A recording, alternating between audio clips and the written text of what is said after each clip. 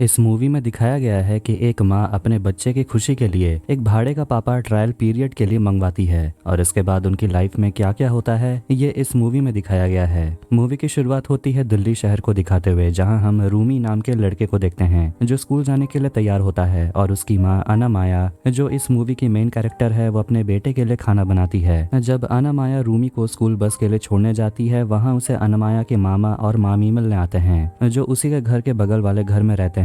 रूमी भी उन दोनों से मिलता है और अपना स्कूल चला जाता है। स्कूल में रूमी का बेस्ट फ्रेंड भी है जिसका नाम है जोजी और वो दोनों स्कूल पहुंच जाते हैं। वहाँ कुछ सीनियर क्लास के लड़के रूमी को तंग करने लगते हैं और उसके पैंट में पानी फेंक देते हैं। ये देखकर रूमी उदास हो जाता है। आज क्लास में फादर्स डे के मौके पर टीचर अपने स्टूडेंट को अपने फादर के बारे में कहने के लिए बोलती हैं और पूछती हैं सबसे पहले कौन आएगा। तभी कुछ बच्चे रूमी को परेशान करते हैं और रूमी उठकर खड़ा होता है। टीचर उसे बुलाती है और कहती है अपने फादर के बारे में कुछ कहने के लिए, लेकिन रूमी अपने फादर के बारे में कुछ बता ही नहीं पा रहा क्योंकि उसकी माँ अना माया का डिवोर्स हो चुका है और अना माया अकेले ही अपने बच्चे रूमी के साथ रहती है। अपने फादर के बारे में कुछ न बताने के कारण रूमी के ऊपर सभी स्टूडेंट हंसने लगते हैं और वो फिर से उदास हो जाता है। घर आने के बाद रूमी किसी से बात नहीं कर रहा था, न खाना खा रहा था। सभी पूछते हैं कि आखिर तुम्हें हुआ क्या है।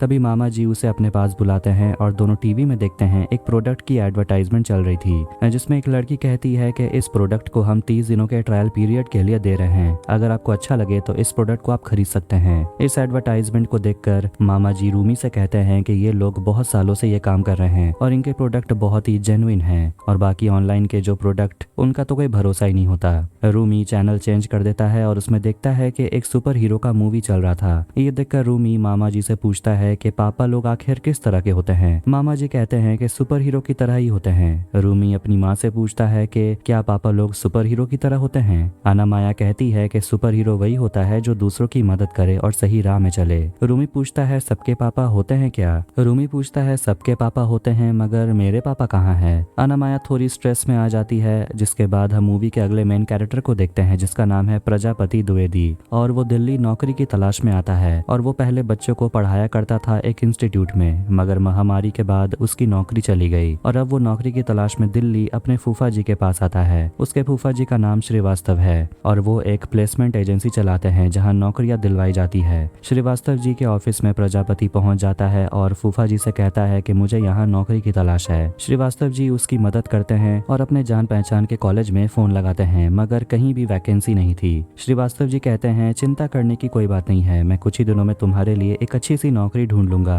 तब तक तुम यहीं ऑफिस में काम करो। इसके बाद अना माया और रूमी को देखते हैं जो रात के समय एक दूसरे के साथ समय बिता रहे थे। रूमी अपनी माँ से पूछता है कि मेरे पापा कहाँ हैं और आप पापा से कैसे मिले थे। अना माया कहती है कि हम दोनों के बीच प्यार हुआ था और उसके बाद हम लोगों ने शादी कर ली, मगर तुम्हारे पापा को परिवार से ज्यादा अपने काम में दिलचस्पी थी और उन्हें एक बड़ी सी नौकरी मिल गई जिसके बाद वो हमें छोड़कर चले गए। अना माया अपना डिवोर्स लेटर निकालती है और अपने पति को याद करने लगती है। अगले दिन सुबह जब रूमी स्कूल जाने के लिए उठता है, रूमी अपनी माँ को लेकर मामा जी के घर चला जाता है और मामा जी से वो टीवी चैनल चलाने के लिए कहता है जहाँ से उसके मामा जी ऑनलाइन ऑर्डर करके मंगवाते हैं। मामा जी वही टीवी चैनल चला देते हैं। उसमें वही प्रोडक्ट का एडवर्टाइजमेंट चल रहा था और प्रोडक्ट को 30 दिनों के लिए ट्रायल पीरियड में यूज करने के लिए कहा जाता है। ये देखकर रूमी अपनी माँ से कहता है क्यों ना हम एक नए पापा ऑर्डर करके मंगवा लें और अगर पापा पसंद नहीं आए तो 30 दिनों के अंदर हम वापस कर देंगे। ये सुनकर सभी के सभी रूमी की बात सुनकर दंग रह जाते हैं। वो लोग रूमी को समझाते हैं कि पापा कोई चीज नहीं है जिसे हम ऑर्डर करके मंगवा सकते हैं और अगर नए पापा आ जाएंगे तो घर में उनकी ही चलेगी। ये सब सुनकर रूमी गुस्सा हो जाता है और कहता है मुझे एक पापा चाहिए और गुस्से में वहाँ से चला जाता है। रात के समय अना माया अपने मम्मी पापा से बात कर रही थी जो कि कोलकाता में रहते हैं। अना माया की माँ उसे एक लड़के का फोटो दिखाती है और कहती है इस लड़के से शादी कर लेने के लिए, लेकिन अना माया मना कर देती है और कहती है मेरी तबीयत ठीक नहीं है और मैं आप लोगों से बाद में बात करूंगी। ये कहकर वो फोन काट देती है। अगले दिन प्रजापति टॉयलेट की बेसिन ठीक कर रहा था जहाँ पानी नहीं आ रहा था। तभी वहाँ श्रीवास्तव जी आते हैं और प्रजापति से कहते हैं कि मुसीबत हो गई है। वो समझाते हैं कि तुम एक इतिहास के टीचर हो और कहीं भी हिस्ट्री टीचर की वैकेंसी नहीं मिल रही, तुम्हें अपना सब्जेक्ट चेंज करना होगा नहीं तो नौकरी मिलना मुश्किल होगा। एक रात रूमी फिर से अपनी माँ से कहता है कि मुझे एक नया पापा चाहिए। इसी बात को सोचते हुए अगले दिन अना माया अपने ऑफिस में काम कर रही थी तो वो अपनी फ्रेंड को बताती है कि मेरे बेटे को एक पापा की जरूरत है। उसकी फ्रेंड उसे कहती है कि तुमने पहले भी रूमी के बहुत सारे प्रॉब्लम को सॉल्व किया है। अना माया कहती है रूमी रूमी हमेशा पहले अपनी उंगली चूसता था। मैंने जब उसकी उंगली में नीम के पत्ते रगड़ दिए तब जाकर वो अपना उंगली चूसना बंद करा। उसकी फ्रेंड उसे एक आइडिया देती है कि क्यों ना एक नए पापा को ढूंढा जाए जो कड़वा और बदतमीज हो, जिसके चलते रूमी भी परेशान हो जाएगा और कभी भी पापा के बारे में बात नहीं करेगा। उसकी फ्रेंड उसे एक लड़के से मिलाती है। वो लड़का जब अनामाया से मिलने आता है वो बहुत एक्साइटेड था और खुश लग रहा था, मगर अनामाया पूरी बात उस लड़के को कहती है कि मुझे एक भाड़े का पति चाहिए 30 दिनों के लिए। ये बात सुनकर वो लड़का वहाँ से भाग जाता है। ऐसे ही करते करते अनामाया बहुत सारे लड़कों के साथ मिलने लगती है, मगर कोई भी उसके लिए भाड़े का पति बनने को तैयार ही नहीं था। प्रजापति भी बहुत सारे कॉलेजों में नौकरी के लिए इंटरव्यू देने जाता है, मगर कहीं भी उसका सिलेक्शन नहीं हो रहा था। फिर एक दिन मामा जी अनामाया से कहते हैं कि टिंडर में अपना प्रोफाइल बना लेने के लिए, जहाँ बहुत सारे लड़के लड़कियां आपस में बात करते हैं।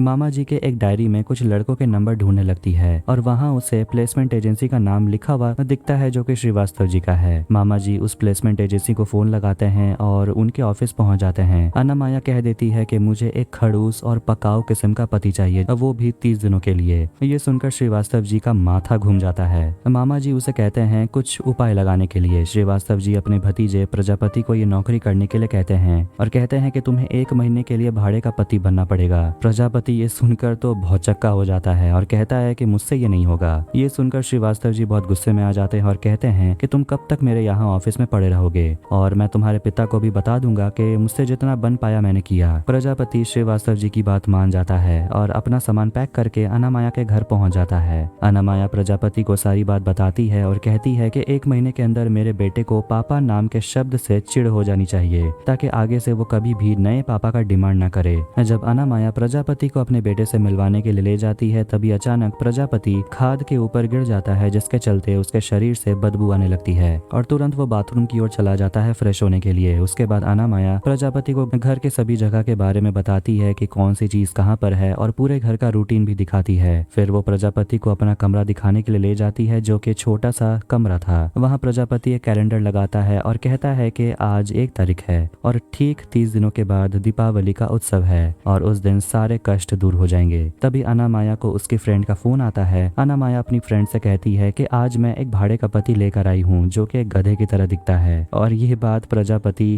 सुन लेता है। रूमी अपने नए पापा से कहता है कि अगर आपको यहाँ रहना है तो आपको थोड़ा बदलना होगा, आप बहुत बोरिंग हो और कार्टून की तरह दिखते हो। ये सुनकर प्रजापति गुस्सा हो जाता है। रूमी को उसका फ्रेंड जोजी का फोन आता है और उसे पूछता है कि आज तू क्या कर रहा है। रूमी कहता है कि आज मैं बहुत बिजी हूँ क्योंकि मेरे नए पापा आए हैं। ये सुनकर जोजी बहुत ही एक्साइटेड हो जाता है और कहता है कि क्या तेरे नए पापा सुपर हीरो टाइप के हैं क्या। रूमी कहता है तो खुद ही आकर देख लेना, और वो फोन काट देता है। जोजी अपने पापा को वीडियो गेम खेलते हुए देखता है और कहता है कि मुझे भी वीडियो गेम खेलना है। उसके पापा कहते हैं जाकर पढ़ाई कर। ये सुनकर जोजी अपनी माँ से कहता है कि मुझे भी नया पापा चाहिए। ये सुनकर उसके पापा गुस्सा हो जाते हैं और अपनी पत्नी से कहते हैं कि तुम ये सब क्या सिखा रही हो अपने बेटे को। अगले दिन अनामाया जब योगा कर रही थी तो योगा वो ठीक से नहीं कर पा रही थी। प्रजापति उसे ठीक से योगा की आसन करवाना सिखाता है। इसके बाद जब प्रजापति रोमी को पढ़ाने लगता है तो वो ठीक से नहीं पढ़ पा रहा था, जिस कारण रूमी बहुत ही परेशान हो जाता है। ये देखकर अनामाया बहुत खुश हो जाती है क्योंकि रूमी को अपने पापा से चिढ़ हो रही थी। इसके बाद प्रजापति अपने फूफा जी को फोन लगाता है और कहता है कि यहाँ के लोग बहुत अजीब हैं और मैं इन लोगों से ठीक से कनेक्ट नहीं कर पा रहा। श्रीवास्तव जी कहते हैं कि यही तो तुम्हारा काम है और 30 दिनों तक तुम यही करते रहना।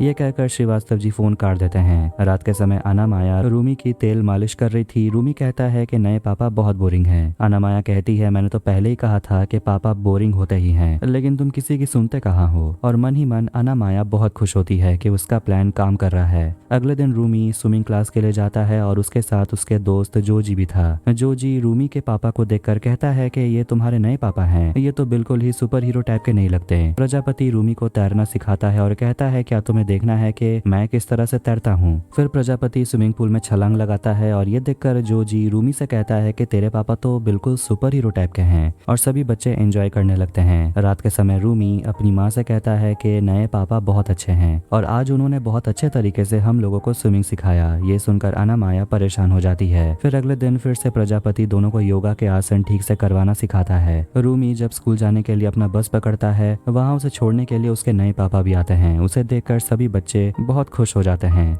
स्कूल से आने के बाद रूमी अपने नए पापा के साथ कंचे खेल रहा था, तभी वहाँ अनामाया आ जाती है और ये सब देखकर रूमी से कहती है जाकर अपना होमवर्क करने के लिए। रूमी कहता है मैंने अपना होमवर्क कर लिया है। इसके बाद अनामाया अपने कंप्यूटर में काम कर रही थी। तभी प्रजापति से वो कहती है कि आप अपना काम ठीक से नहीं कर रहे हैं, आप मेरे बच्चे के साथ हंसी मजाक करते रहते हैं। प्रजापति कहता है कि मैं अपनी तरफ से पूरी कोशिश कर रहा हूँ। अनामाया कहती है मेरे पास और टाइम नहीं है, मेरे बेटे को नए पापा के नाम से चिढ़ हो जानी चाहिए ताकि वो आगे से नए पापा की डिमांड ना करे। फिर प्रजापति को याद आता है कि वो रूमी को फुटबॉल मैच दिखाने के लिए उसे स्कूल ले जाने वाला था, मगर अनामाया उसे जाने से मना करती है। इधर रात के समय प्रजापति रूमी से मिलता है और देखता है कि रूमी रो रहा है। रूमी कहता है कि आज फुटबॉल मैच में मुझे जो लड़का स्कूल में तंग किया करता था उन लोगों ने मेरे पैर में मारा और मैच हो जाने के बाद वो लोग वापस मुझसे मिलने आए थे और मुझे मारने लगे।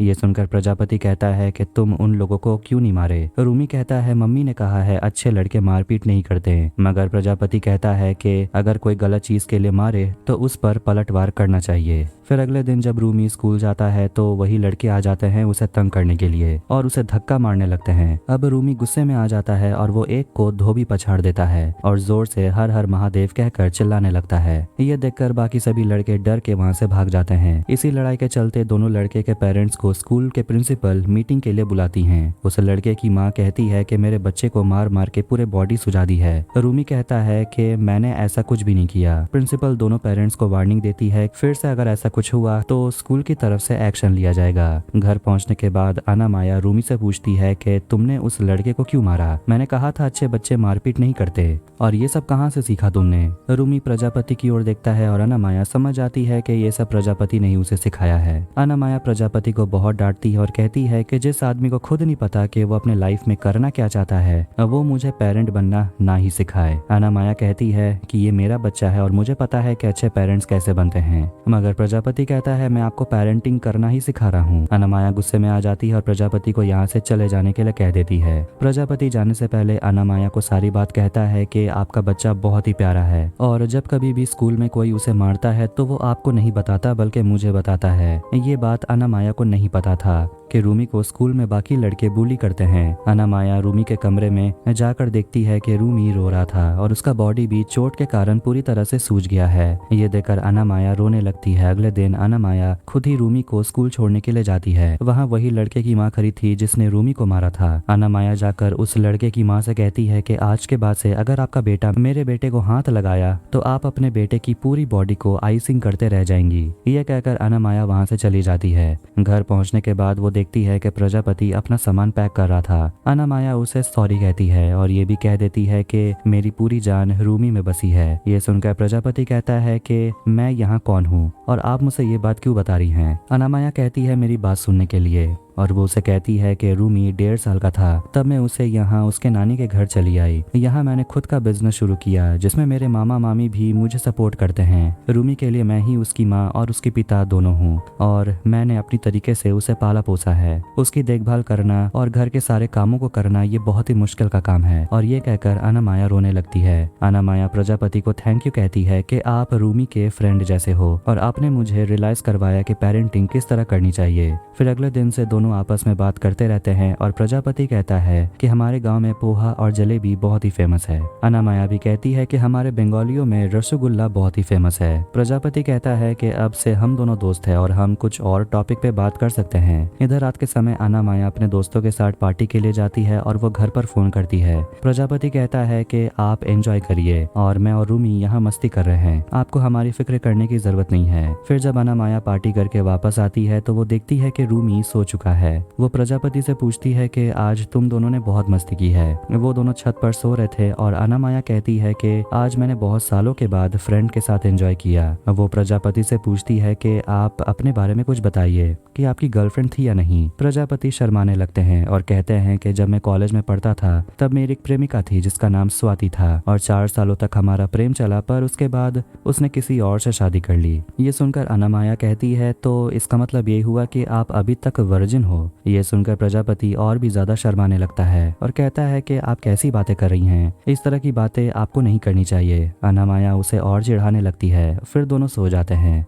अगले दिन जब अनामाया नाश्ता करती है तो नाश्ता बहुत ज्यादा उसे पसंद आता है जो कि प्रजापति ने बनाया था और धीरे धीरे दोनों के बीच बातचीत और नजदीकियां बढ़ने लगती हैं। फिर एक रात अनामाया फोन में टेलर के साथ बात कर रही थी कि दिवाली के मौके पर उसे कैसा ड्रेस सिलवाना है और कहती है कि साइज वो भेज देगी। तभी वहाँ प्रजापति एक स्केल लेकर आता है, अनामाया अपना साइज नापने के लिए प्रजापति से हेल्प मांगती है और प्रजापति भी उसकी साइज नापने के लिए हेल्प करता है और दोनों थोड़ा अनकंफर्टेबल फील करते हैं। साइज नापने के बाद प्रजापति वहाँ से चला जाता है। अगले दिन प्रजापति सभी के लिए खाना बना रहा था, तभी वहाँ अनामाया की मम्मी और पापा कोलकाता से आते हैं और वो दोनों प्रजापति को देखकर सोच में पड़ जाते हैं कि ये लड़का कौन है और ये यहाँ कर क्या रहा है। उन लोगों को लग रहा था कि ये यहाँ का बावर्ची है और वो उसे अपना दवाई लाने के लिए भेज देती है। प्रजापति बाहर जाकर अनामाया को फोन करके कहता है कि आपके मम्मी पापा आए हुए हैं और उनको लग रहा है कि मैं यहाँ का नौकर हूँ। अनामाया घर पहुँच जाती है और अपने मम्मी पापा को सारी बात कह देती है कि ये यहाँ 30 दिनों के लिए आया है रूमी का पापा बनकर और ट्रायल पीरियड खत्म होने के बाद वो यहाँ से चला जाएगा। ये सुनकर उसकी माँ अनामाया को डांटने लगती है, कहती है कि तुमने हमें ये क्यों नहीं बताया और तुम किसी को भी उठाकर यहाँ कैसे रहने दे सकती हो। तभी वहाँ प्रजापति उनकी दवाई लेकर आता है और अपने कमरे में जैसे ही वो जाता है अनामाया की माँ पूछती है कि तुम अंदर कहाँ जा रहे हो। प्रजापति कहता है मैं कमरे में जा रहा हूँ। ये सुनकर अनामाया की माँ और ज्यादा गुस्सा हो जाती है और कहती है कि मैं ऐसा नहीं होने दूंगी और तुमने कैसे पराये मर्द को यहाँ रहने के लिए दिया। रूमी भी अपने स्कूल से वापस आ जाता है और प्रजापति को गोद में उठाने के लिए कहता है, मगर रूमी की नानी उसे गोद में लेने के लिए जाती है, मगर रूमी को अपने पापा से इतना लगाव हो गया था कि वो अपनी नानी की गोद में नहीं जाना चाह रहा था। रूमी इतना ज्यादा खुश था कि वो कहता है कि हमारे स्कूल में एनुअल फंक्शन होने वाला है जिसमें मेरा सिलेक्शन हो गया और मैं आप दोनों के लिए इन्विटेशन कार्ड भी मैंने लाया है। रूमी अपने पापा को लेकर अंदर कमरे में चला जाता है। अनामाया अपनी माँ से कहती है कि ये लड़का बहुत ही अच्छा है, मगर उसकी माँ गुस्से में थी और वो अपने कमरे में चली जाती है। अगले दिन अनामाया के मम्मी पापा हॉल में बैठे हुए थे और वो प्रजापति को बुलाते हैं और अनामाया की माँ प्रजापति से पूछती है कि तुम इस घर में क्यों आए हो, तुम्हारा इरादा क्या है। प्रजापति पूरी बात कहता है कि अनामाया की वजह से ये सब कुछ हो रहा है और उसी ने मुझे ट्रायल पीरियड के लिए रखा है। अनामाया की माँ पूछती है कि तुम्हारे मम्मी पापा को पता है कि तुम यहाँ काम करते हो।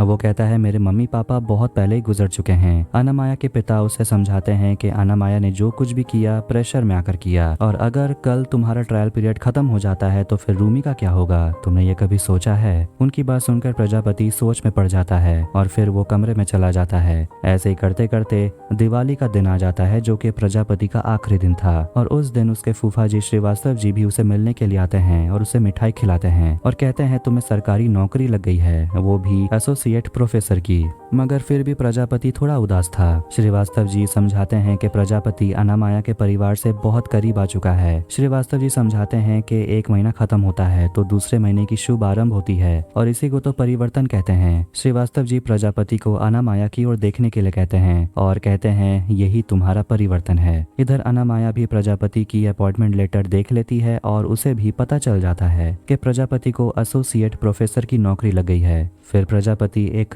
बंगाली गाना गाने लगता है मगर उसमें एक शब्द वो गलत कहता है और उसका मतलब वो पूछता है। अनामाया उस शब्द का मतलब कहती है। ये सुनकर प्रजापति अपनी मन की बात कहता है और बोलता है कि हम दोनों के बीच इतने दिनों से जो चल रहा है ये क्या है। अनामाया कह देती है कि मुझे गर्लफ्रेंड और वाइफ की तरह का रिलेशनशिप पसंद नहीं है। प्रजापति पूछता है क्या तुम मुझे पसंद करती हो, मगर अनामाया कुछ जवाब नहीं देती। प्रजापति वहाँ से चला जाता है। अगले दिन सुबह जब अनामाया प्रजापति के लिए चाय लेकर आती है तो वो देखती है कि प्रजापति अपने कमरे में नहीं है और वो वहाँ से जा चुका है और उसके अग्रीमेंट वाले पेपर भी वहाँ रखे हुए थे और वो उसे फोन करने की कोशिश करती है पर उसका फोन नहीं लग रहा था। इधर हम प्रजापति को देखते हैं जो कॉलेज में पढ़ा रहा था। रूमी अपनी माँ से कहता है कि एक बार मुझे अपने पापा से फोन पर बात करना है। अनामाया मना कर देती है। रूमी अपनी माँ की फोन को लेकर वहाँ से चला जाता है मगर अनामाया रूमी को पकड़कर डांटती है। रूमी रोते हुए वहाँ से चला जाता है। अनामाया प्रजापति के कमरे में जाती है और उसकी याद आने के कारण वो रोने लगती है और उसे मिलने के लिए उसके मामा जी आते हैं। अनामाया कह देती है कि ये सब मेरी ही गलती है और एक ट्रायल पीरियड के लिए मुझे पापा ढूंढना नहीं चाहिए था। दिवाली के दिन उसने मुझे प्रपोज किया था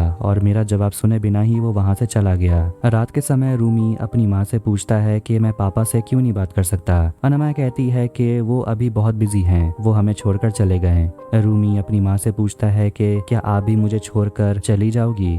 ये सुनकर अनामाया रोने लगती है। प्रजापति को भी रूमी की बहुत याद आ रही थी। रूमी के स्कूल में एनुअल फंक्शन शुरू हो जाता है जहां उसकी माँ अनामाया उसका शो देखने के लिए आती है। मगर रूमी बहुत ही उदास था क्योंकि उसका शो देखने के लिए उसके पिता वहाँ पर नहीं थे। मगर तभी वहाँ पर प्रजापति रूमी का शो देखने के लिए पहुंच जाता है और आना माया के पास में बैठ जाता है। ये देखकर रूमी बहुत ज्यादा खुश हो जाता है और बहुत अच्छे से अपना परफॉर्मेंस देता है। रूमी अपने पापा के लिए एक पोयम सुनाता है और कहता है कि बिना पापा के फैमिली कंप्लीट नहीं हो सकती। इधर आना माया भी प्रजापति का हाथ पकड़ लेती है और उसे अपने साथ अपने घर हमेशा रहने के लिए कन्विंस करती है। प्रजापति मान जाता है और दोनों गले मिलते हैं और वापस घर चले जाते हैं। और इसी के साथ ये मूवी यहीं पर एंड हो जाती है। अगर आपको ये वीडियो पसंद आया तो वीडियो को लाइक करें, चैनल को सब्सक्राइब करें। मिलते हैं नेक्स्ट वीडियो में। Take care.